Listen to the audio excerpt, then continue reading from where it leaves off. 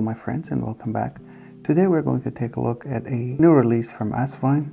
That's probably the first major Chinese pen release this year. This is of course Asvine C2000.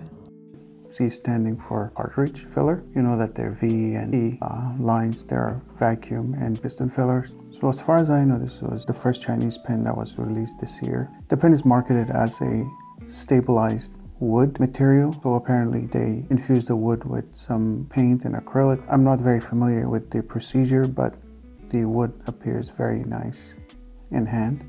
It has a good weight to it as well. The pen comes in a usual Asvine box and very familiar outer and inner packaging. Usual paperwork explaining everything. And of course it's wrapped in a sleeve, and on the very first impression, as soon as you hold the pen, it actually looks very premium. It also feels quite premium in hand when you're holding it. It has a good heft and presence to it without being super heavy. So you would expect a steel pen of this size to be quite heavy, and the ebonite pens are much lighter. For example, the Pilot Custom 823, much lighter compared to their heft, but this is somewhere in between. I would say that this weighs as much as the Custom Orishi, but it is not as large of a pen. The cap is not as big. So the pen has half a cigar shape. Basically the tail end is a cigar shape and the top is flat. I have still not decided whether I love or not love this design, whether they should have gone straight with the flat top and bottom. I probably need a little bit more time to make that decision final. The body is made of what feels like wood. It has the grains and usual imperfections of wood as well. If you look closely, this may be more apparent in the turquoise version. You can see this is a wood grain, and you can run your nail through and you feel like there's little pits here, but they're very nicely smoothed out and very well done.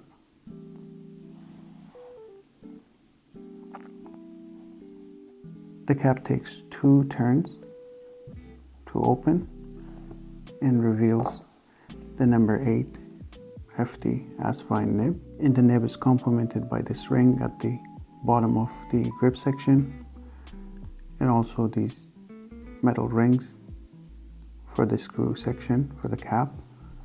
One thing I am intrigued by is why they did marry the metal screw section here with the plastic cap.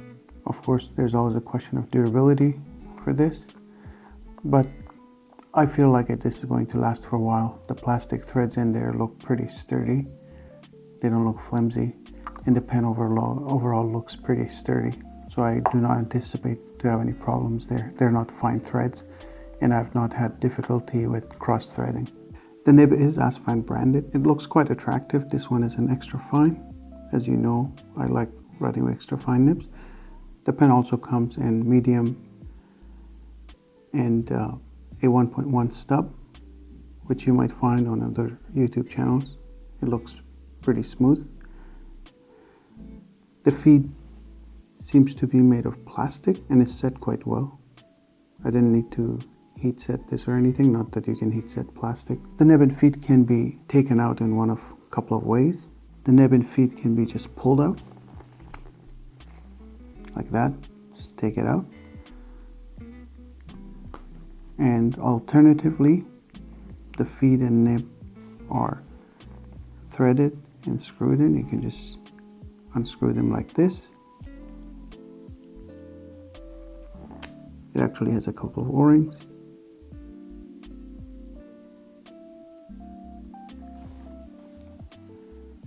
Presumably to prevent leakage. Remember that with the cartridge converters and the similar pens, you have to make sure that you push the converter back in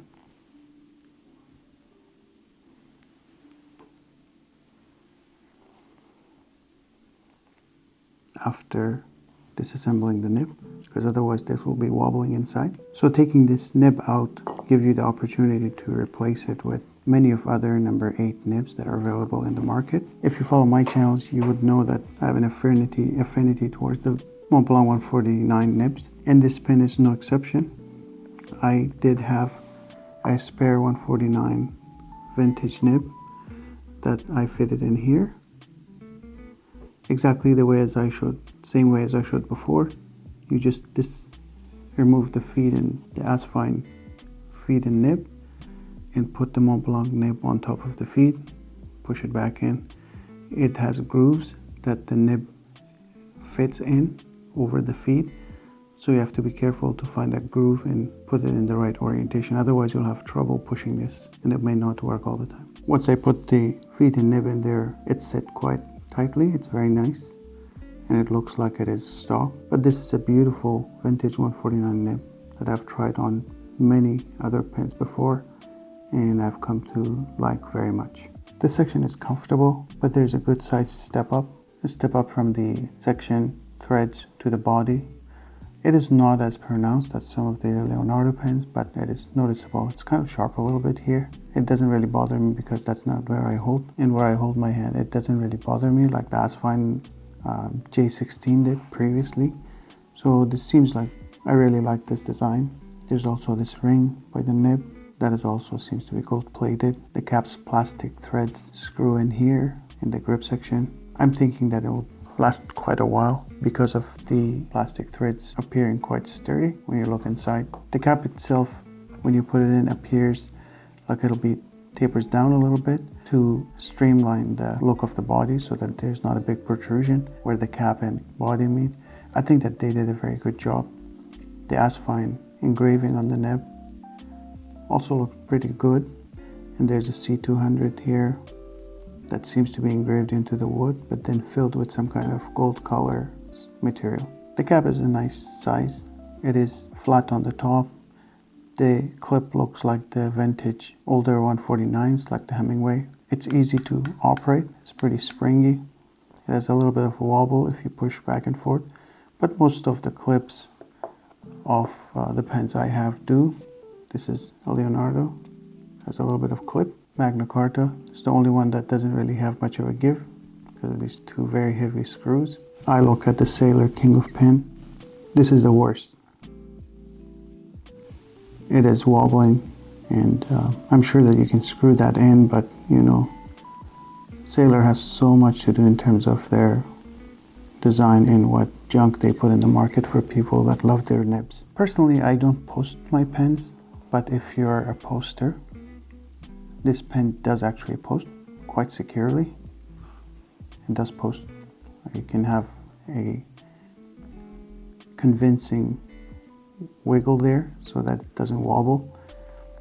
And once you post it, it kind of looks much larger than a normal pen, but it definitely is posting securely, although not very deeply. And if you're a poster, I think that you will be happy with this. It backweights it a little bit because of not posting very deep. If it went down to here, that would probably be a little bit more balanced. But I guess if you must post your pen, this is a workable solution for me. I hold this in hand and write like this, so I have no complaints. So how about we ink these pens and do a couple of writing samples. I've already actually inked these pens previously, and I have 2 of these. Both of them are extra fine. This one is kind of like greenish in color, so I have inked this with Montblanc Emerald Green. And this one is the Montblanc Olympic Heritage Red in it.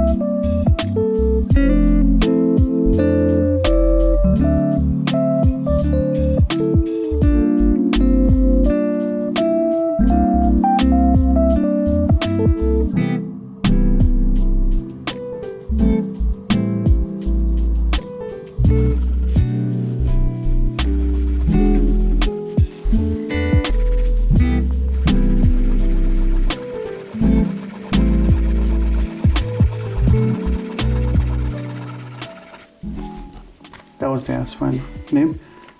Now let's see how the Mont Blanc nib behaves in this pen. Of course, it's a cartridge.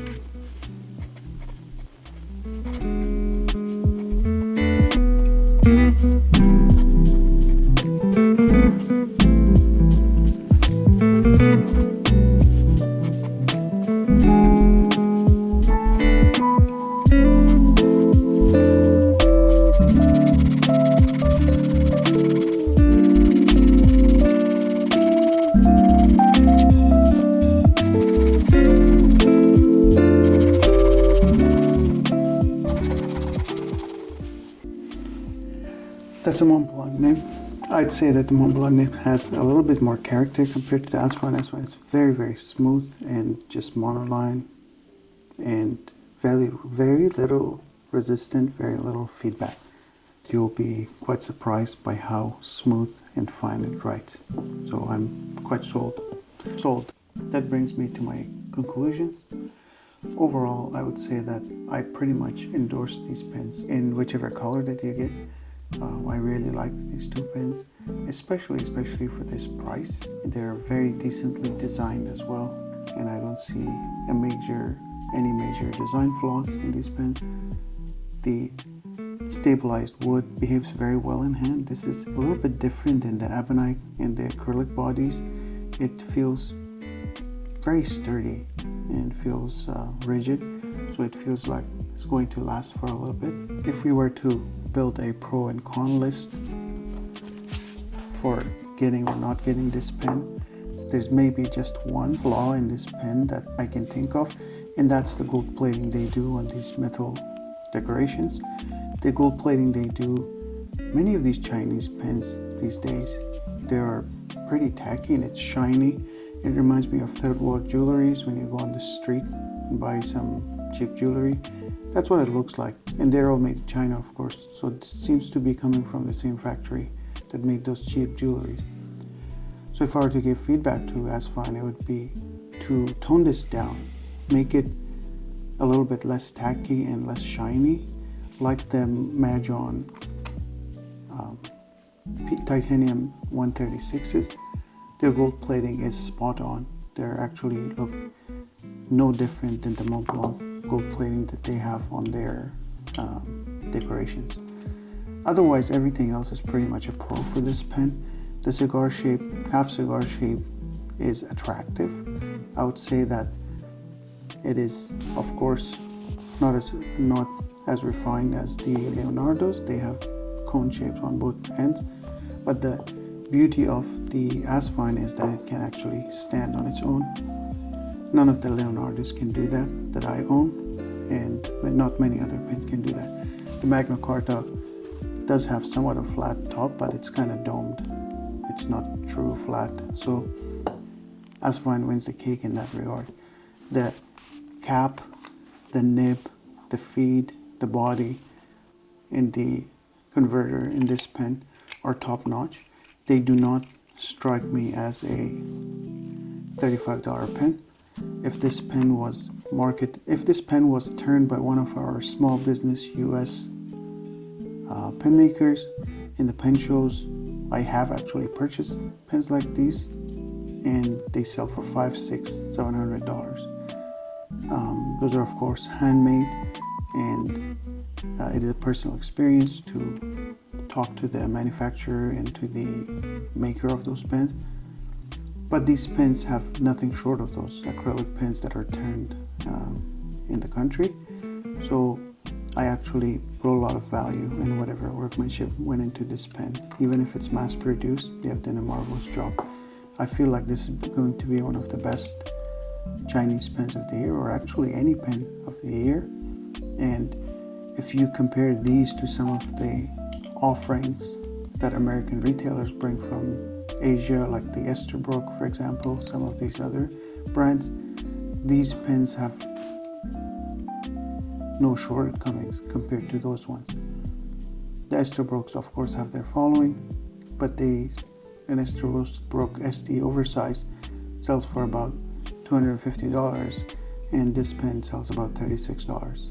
To me, this pen, just holding in hand, is not inferior. I would not say that it is superior, because this has a number 8 nib, and the Esterbrook's can accept any Jovo number 6 nibs. But again, I was able to put my favorite Mont Blanc nib in here, so I would say that this is not inferior. If I were to buy an Esterbrook ST versus these, I'd buy 6 of these and save some money to buy coffee for about a year. Heavily recommend these for the fountain pen enthusiast, anyone that's into trying new experiences. I think that you, like me and many others, will be very impressed by the quality of this nib and the quality of the pen, holding in hand and putting in your pocket. It's not really that heavy.